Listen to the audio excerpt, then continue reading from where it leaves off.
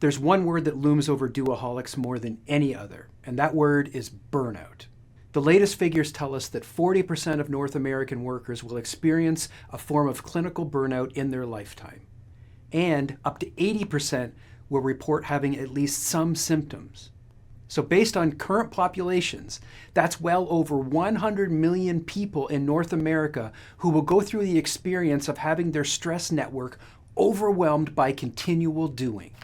That's not just a bunch of statistics, that's a cultural epidemic that deserves our fullest attention. Which brings us to the question, what exactly is burnout?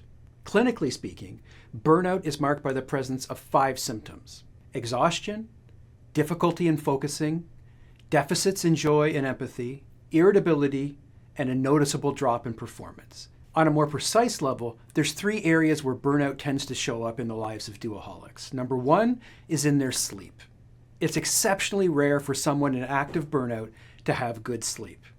This is because sleep is a relatively unguarded state where our subconscious is revealed, and oftentimes it reveals the amount of stress that we've been carrying. Number 2 is digestion. One of the strongest physical correlations that I see in my practice is the link between irritable bowel syndrome and the presence of burnout or anxiety.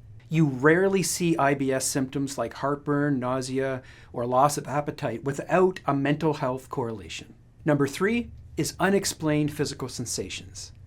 I have heard dozens and dozens of random stories described to me over the years of things like tingling fingers, pain beneath the ribs, buzzing in your ears, vertigo, crushing feelings in your chest. These are all very common things, and this is not a diagnosis in and of itself, but almost everyone going through burnout experiences one of these things. When these symptoms are present, what you're seeing is a person who's operating at or above their emotional capacity. And when people are in that kind of state, they need to slow down and realize that something about their life needs to change.